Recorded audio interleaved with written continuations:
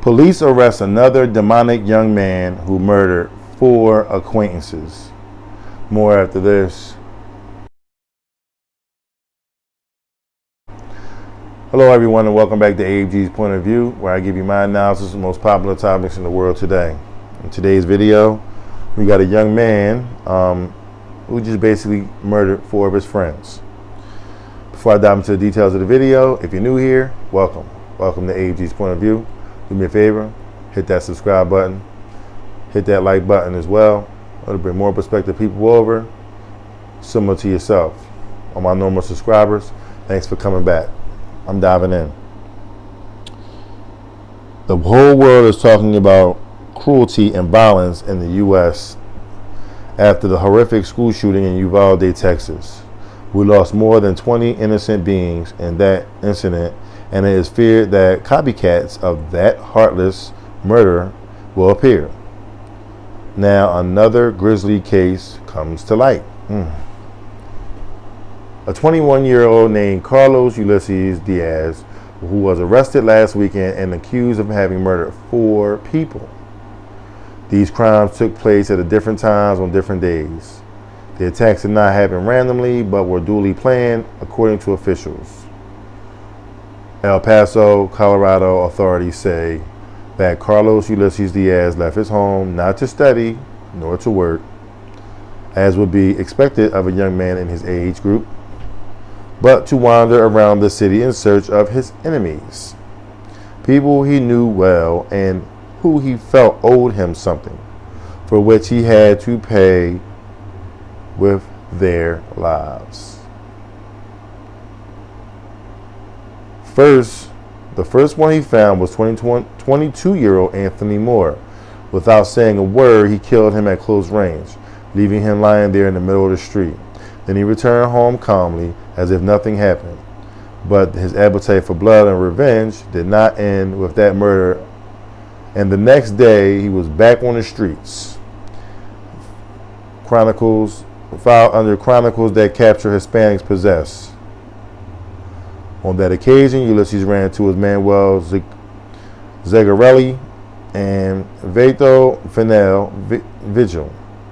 Seeing them together, he took the opportunity to shoot both of them at once.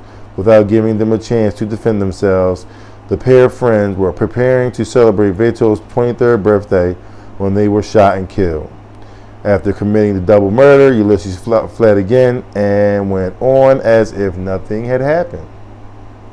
However, this time the local police did manage to identify him, and by the way, they quickly associated him with the crime that he had previously occurred, so they immediately issued an arrest warrant and began searching for him. Filed under Chronicle, they captured the Hispanic possessed. Now, not even with the 3 homicides managed to calm the kid's fury, because the next day he went out again and hunted someone else. As he knew those he considered his enemies, he went to look for them at the places he knew they used to frequent, and that is how he found all of his victims. While touring the businesses in Pueblo, the ruthless killer ran to his 4th victim. He was another boy in his 20s who had an interesting tattoo on the left side of his chest, like an Aztec eagle. He did not carry any tape of identification, so his name was not being released. Filed under the Chronicle, they captured Hispanic possessed. It sounds like a novel, right? This is crazy. After becoming the main suspect in all 4 homicides, police sent a special unit after Ulises. The Fugitive Task Force, a special unit made up of police from the U.S. Marshal's Office and the El Paso Sheriff and the Pueblo Police Department, as well as the state of Colorado, made the arrest. In a joint operation, they managed to apprehend the suspect, who did not put up any resistance. He is finally in prison, but has not revealed what led him to commit so many crimes in such a short time, leaving 4 families in mourning. At least no one else is going to fall into his clutches again. Thanks for reading my story today. Mundo Hispanico, until next time. And this was the author saying thank you for reading the story. It kind of felt like I was reading a murder novel or something. I don't know, a suspense novel. At any rate, we got a young man, 21 years old, committing murder. I'm telling you, these young teenage boys full of testosterone and anger, running around here killing. We got to do something to stop all this killing, because at the end of the day, like I said, we got to talk to them. If you see some misguided youth, I mean, I watch the news every day, you know what I'm saying? And I see people get shot up every single day. And there's nothing really you can do about it, because if somebody has their mind made up that they want to kill somebody, there's nothing really you can do. They just going to go do it. So, unfortunately, this keeps happening and happening and happening and happening. But the good part is he's caught. And once all this is over, said and done with, I know it's a copycat society, and everybody wants to go do the same thing, and everybody's going to go to jail. They're going to lock you up. Right now, okay, the United States is building they're building at least 1 or 2 more jails to house these people. You know, they turning over, you know, this has become legal and this is not legal.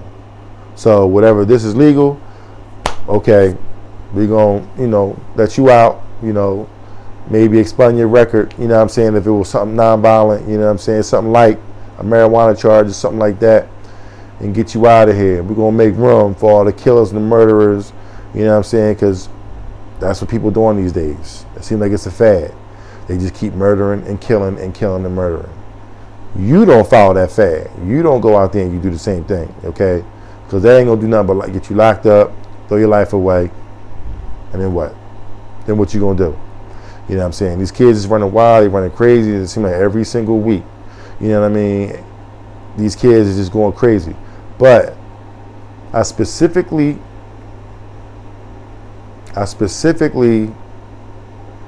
target those stories just to hammer home a point. We got to talk to these kids. We got to talk to the youth. We got to talk to them. We got to talk to them. We got to talk to them. If I see, listen, I got young people at my job, okay, where I'm at. I'm around young people all the time. I see them all the time. Listen, bro, stay on the right path. I'm always giving them encouraging word. That way, they'll hear it from at least one source. You know what I'm saying? And that may be the only source that they get it from, okay? And that source may be keeping them from going over the edge. They might be like, you know what? All right, let me think about this. And if you get a chance for somebody to think about it, 9 times out of 10, you just diffuse the problem, okay? And that person can possibly move on to the next step, then the next step, then the next step. Then it goes away. You know what I'm saying? So let's just say something positive to these young people. I know a lot of times I call them stupid, because a lot of times what they do is stupid. You know what I'm saying? But I was young too. And guess what? I was stupid too, okay? Now, I didn't go out here murdering and killing people, because obviously I wouldn't be sitting right here in front of you, you know what I'm saying, you know, and giving you this awesome content. But, I mean, it is what it is. But we got to pray for our youth. We got to definitely work with them. We got to stay on top of it. And, you know, we got to do what we got to do. We got to look out for them. We got to make sure that, you know, they can make it to the next step, you know what I'm saying, because we ain't going to be here forever, you know what I'm saying. Us older folks, we ain't going to be here, you know what I'm saying, forever. And they're going to have to take over this world, you know what I'm saying. Hopefully we can leave the world a better place for them to stay, you know what I'm saying. And hopefully they can do the same thing for the generation under them, you know what I'm saying. So, you know, prayers out to these people and these young people, you know what I'm saying. And, you know, hopefully everything gets better. I don't know what to say, but do your part. I'll do my part. We come together, you know what I'm saying, and it'll all work out. So, with that being said, that's the end of my story. If you like what you've heard, please don't hesitate to hit the subscribe button down below. Hit that like button as well. Share the video, you know, with somebody young. You know what I'm saying? You know, reach out to them and tell them that I love them, that you love them. You know what I'm saying? And if you're a young person that's struggling, that's going through what they're going through, I love you, okay? I'm here for you.